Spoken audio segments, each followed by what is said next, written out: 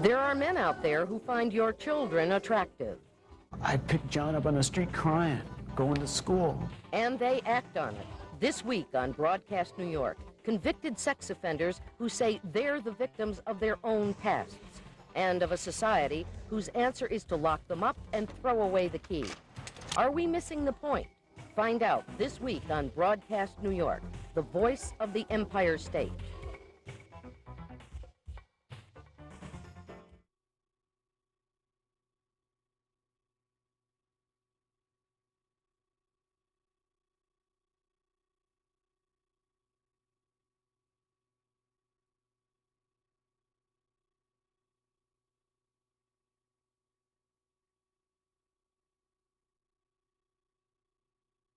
Do New York's convicted sex offenders belong behind bars? Find out this week on Broadcast New York, the voice of the Empire State.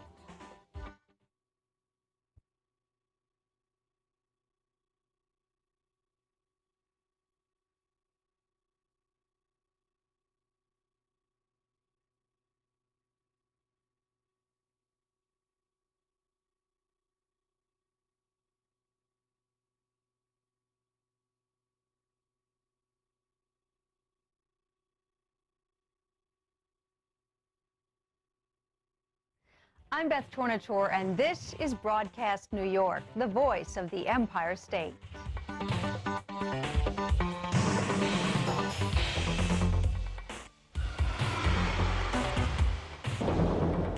On this week's program, if you live anywhere in New York State, you're not far from a prison.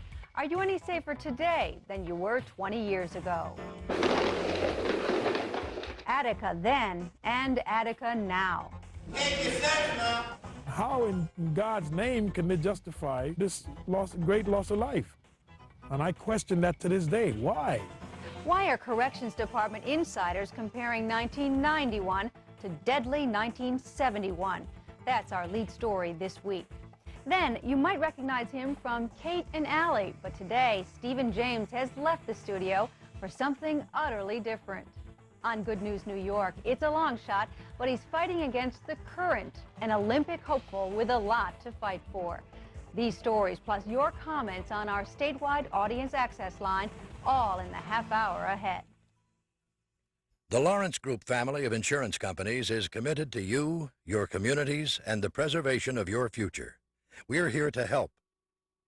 Up front today, it was the bloodiest one-day encounter between Americans since the Civil War. Attica.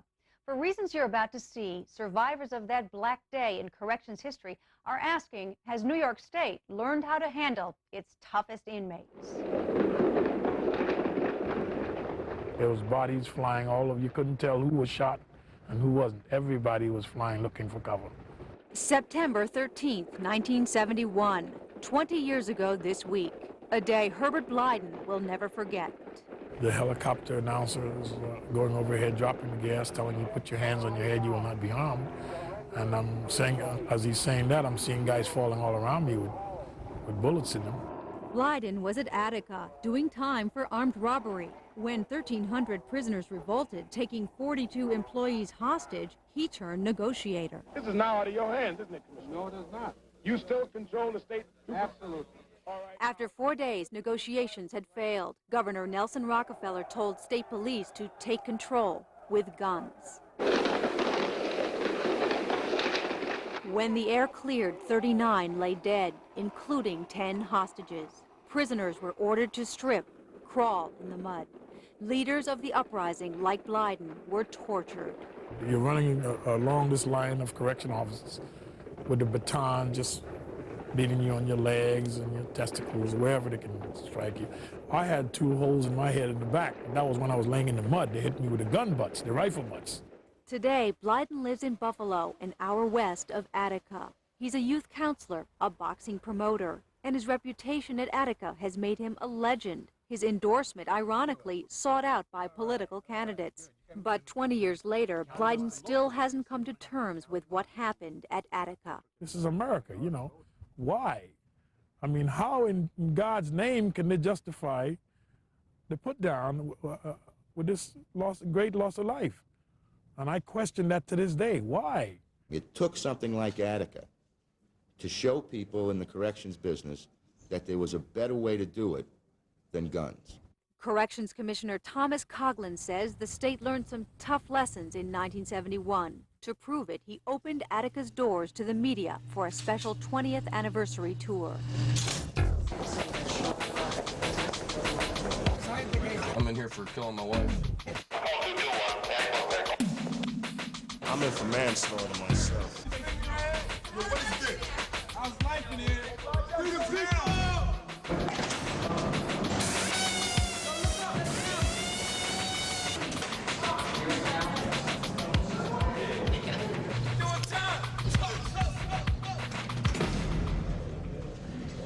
There are still plenty of bad guys doing time at Attica. Men with time to reflect on what drove their predecessors to revolt. Even today, the bloodshed of Attica is making news and making New Yorkers reconsider what to do with some of its toughest criminals, because 20 years later, history is repeating itself. We are scared. My name is Carlos Garcia. We are scared. We are afraid for our lives. May 28, 1991, Southport Prison explodes. They held us hostage and threatened to kill us, stabbed us, cut us, threatened to throw us off the roof, hang us. I thought I was dead 5-6 times. And echoes of Attica fill families with fear. We don't want another Attica! We don't want another Attica! The state's most vicious criminals, locked in solitary confinement 23 hours a day. Inmates busted out of their recreation pens at this special maximum security prison near Elmira, rushing corrections officers on their lunch break. 7 injured, 3 held hostage, including Bob Tuttle. After I was already taken hostage, cuffed and blindfolded, they had me under control. Somebody just came up and cut me in the leg. 26 agonizing hours later, Commissioner Coughlin negotiates the release of the hostages. Yes, it's over. Unlike Attica, no one had died, but the comparisons are alarming. 2 prisons, 20 years ago and today. At both, the state's most hardened criminals rebelled, taking hostages. And at Southport, just like Attica, inmates aired the same complaints on television. But they got so much abuse in this prison that we want things to change. And just like Attica, a hostage was forced to speak in their defense. I can't blame them for doing what they had to do, because conditions are pretty bad because we don't have enough staff. And if you don't have enough staff, they're not getting what they're entitled to. I just had to say what they wanted me to say. What they wanted to hear me say, I said. 3 months later, Tuttle shudders at the thought of even driving by the prison. His brush with death still keeps him under psychiatric care. He agreed to this interview to make a point that the state made a major mistake when it laid off over 40 Southport guards shortly before the riot, and that protecting the guards' lives should become a top priority.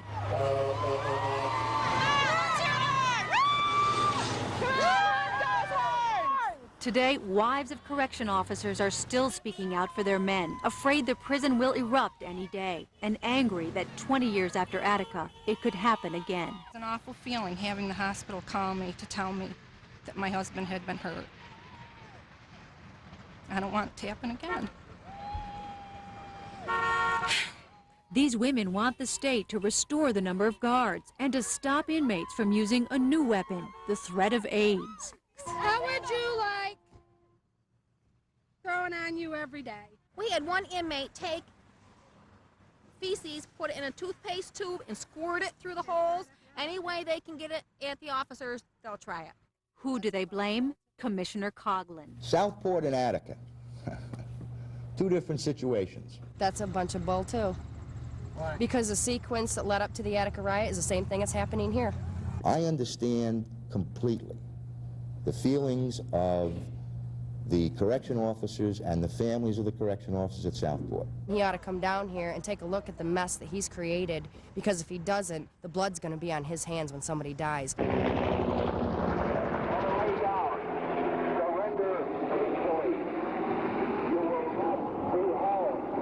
This week, New Yorkers are remembering the blood spilled at Attica. For Herbert Blyden, it seems like only yesterday, and there are reminders everywhere. You know what's interesting about it as we speak? The helicopter that's going overhead is the same helicopter that was used in 1971. Put your hands on your head.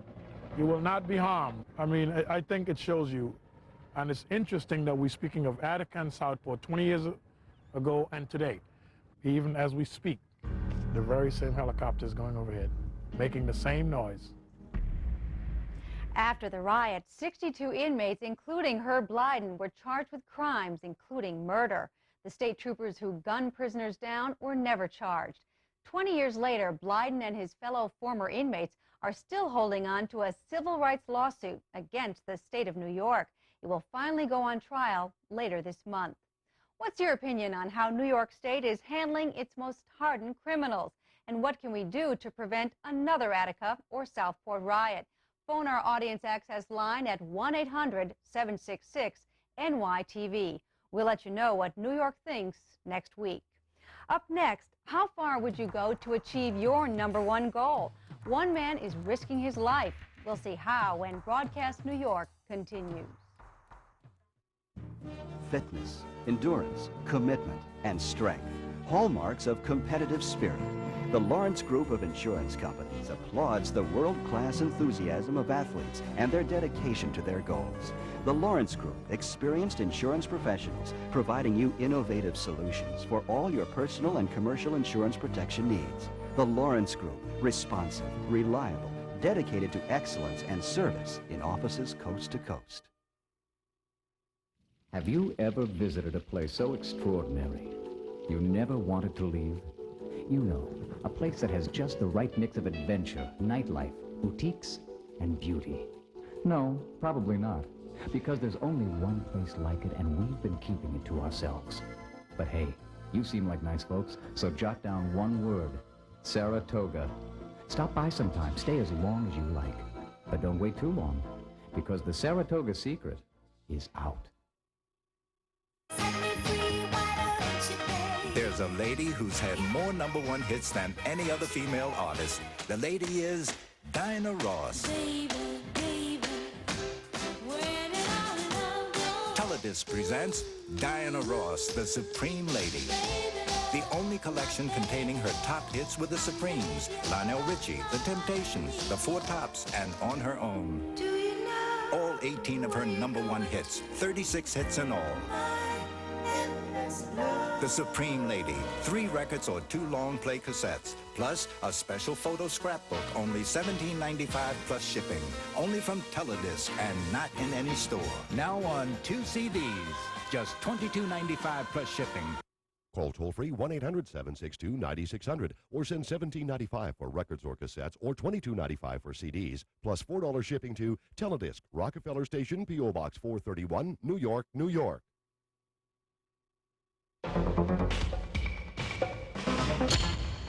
The Lawrence Group family of insurance companies is proud to bring you today's edition of Good News New York.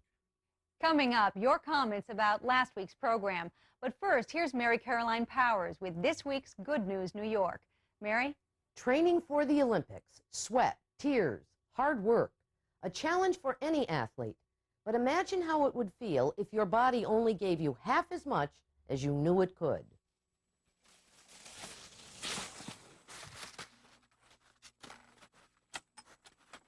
Jim Schreiner's fighting hard to get a spot in the '92 Olympics, even if it kills him. And it just might. Back in 1985, when these pictures were taken, long workouts meant exhaustion and pain. Today, those words have taken on new meaning. There's a lot of people that abuse their bodies pretty bad, like just doing whatever, drinking, smoking, whatever form of abuse they take on. But I've been careful for years and just trained and slept and done whatever, and it's kind of like, oh, I did all that. Why do I deserve this? The problems began when Schreiner was at the height of his career, one of this country's championship athletes, a top competitor in the grueling sport of biathlon. Well, I knew I had a problem because my legs were uncoordinated. I was sleeping like most of the day. Before long, his legs wouldn't hold his body up on skis any longer. Doctors eventually diagnosed MS. It's an inflammation of the myelin sheathing on your nerves. So it's like a house. The house could look fine, but the electrical system's bad. So it will start on fire or you'll have fuses blow.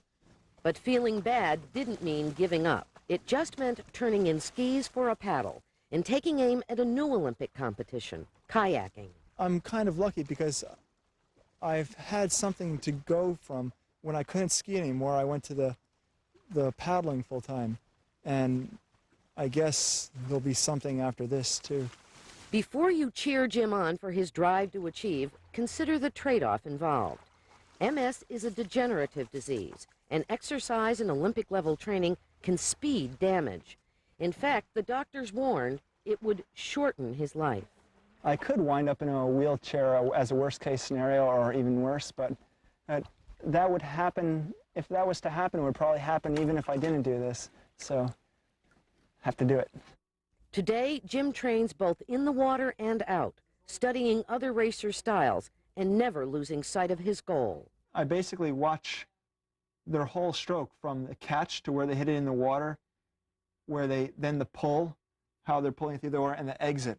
My weakness is the exit, because you see these guys, they take a stroke and they don't lift up that much water. So basically, I'm just trying to ingrain this in my head. His fight is a lonely one. The videos give him inspiration. The lake gives him strength. Coupled with the unswerving desire to win, Jim is confident about making it onto the Olympic team. Yeah, I think I have a good chance if I stay healthy and have some good races.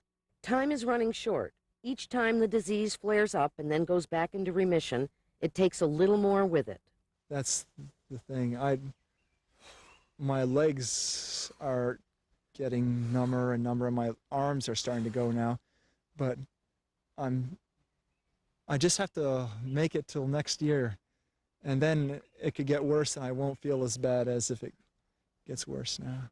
We're all on this earth for just a time, and we all make decisions about how closely we guard our fragile spark of life. For Jim Schreiner, that decision's easy. He's dying to win. I don't know if it would be that extreme. Well, I'm dying to get to the Olympics, but hopefully not literally. 2 days before Jim was supposed to leave for the Pan Am Games in Cuba, he was hospitalized. He ended up attending, but not competing. But he's still confident about the U.S. Olympic trials this April.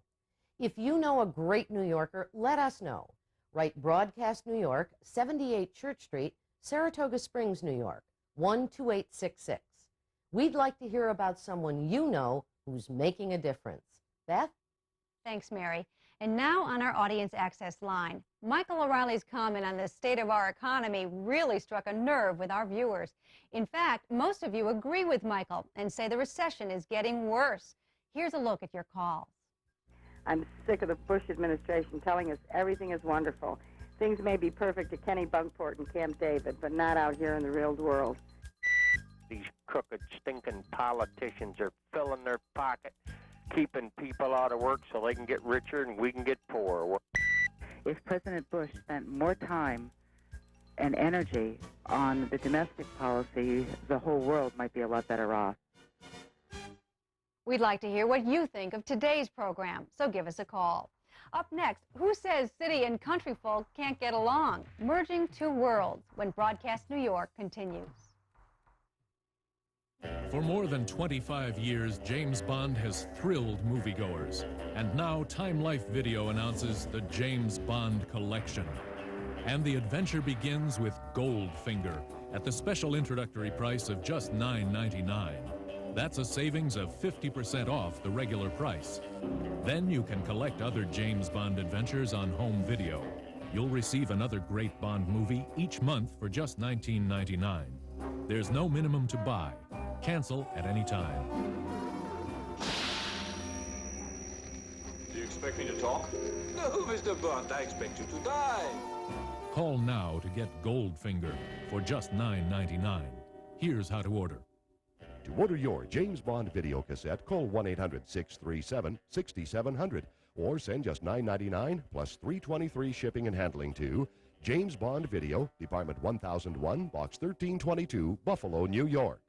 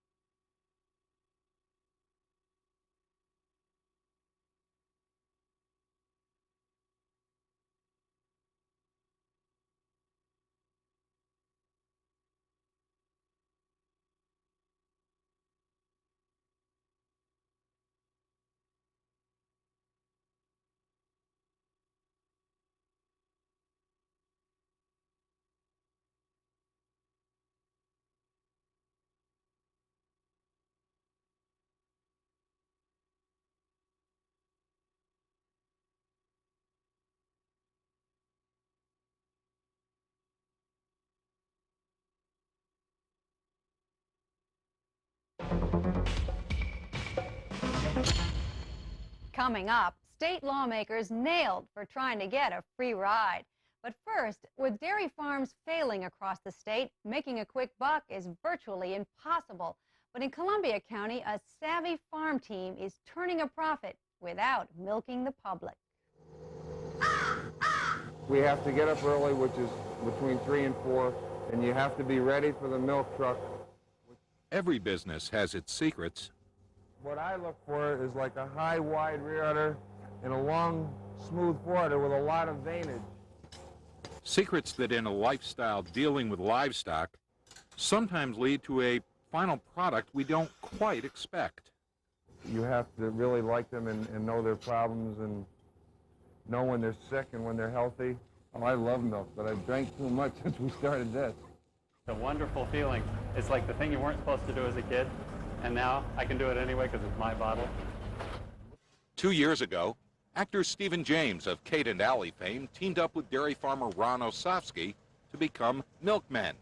Today, Ronnie Brook Farm processes 6,000 quarts of fresh milk each week for cereal bowls across Columbia County. After we produced it, we didn't just kiss it goodbye and give it to the co-op and let them take it away and handle it. We have to do it ourselves. But Wednesdays and Saturdays, these milk moguls make a special delivery, one that unites country folk with city slickers. Hundreds of people a day walk by the Green Market and go, oh, wow. They see the table, they see the bottles, and they see, oh, milk in glass bottles. I haven't seen that since I was a kid. Do you know how many this is? 32. This is 32? Yeah.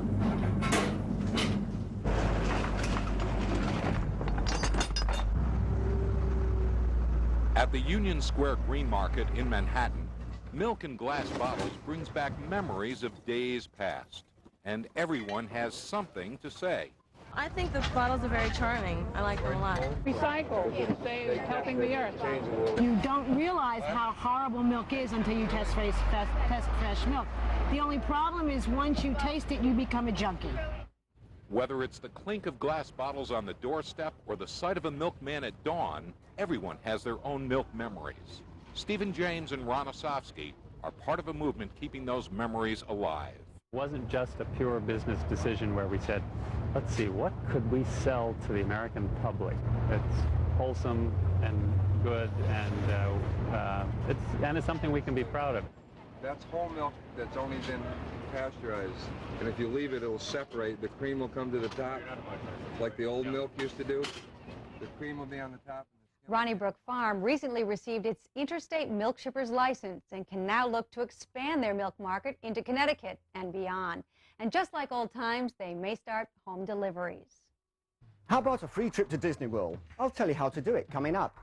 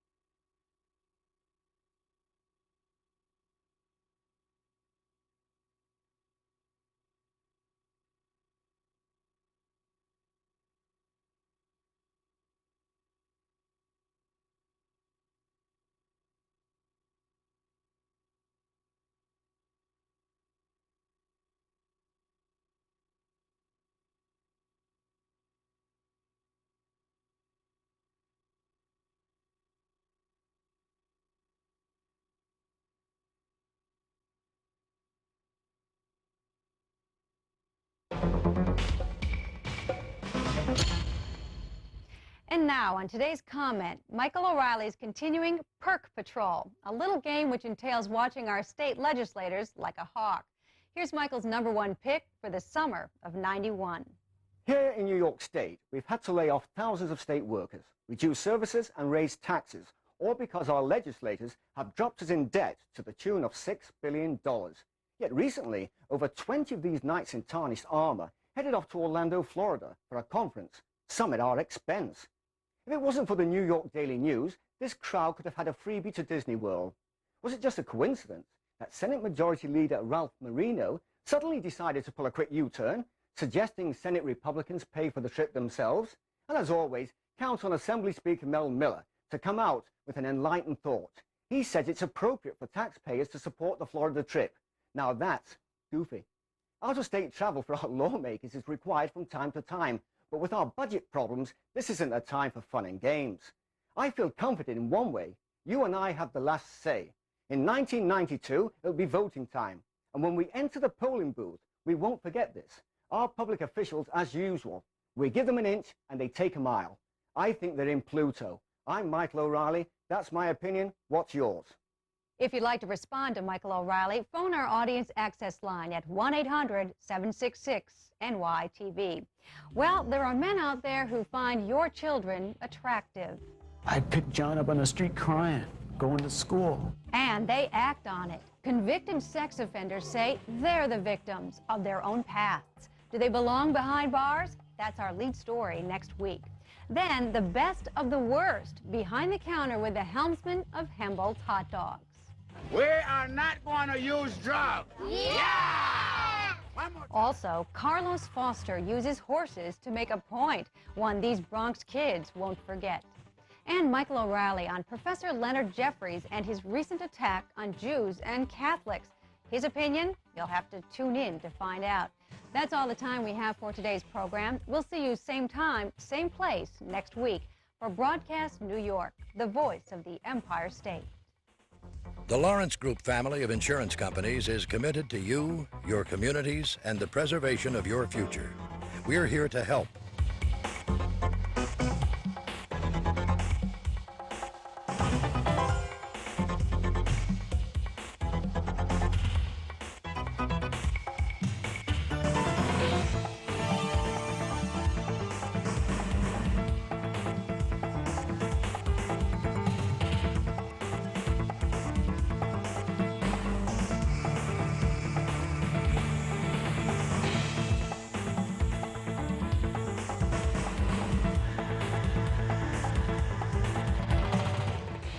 Guests of Broadcast New York stay at the Omni Berkshire, 21 East 52nd Street, the best location in New York City.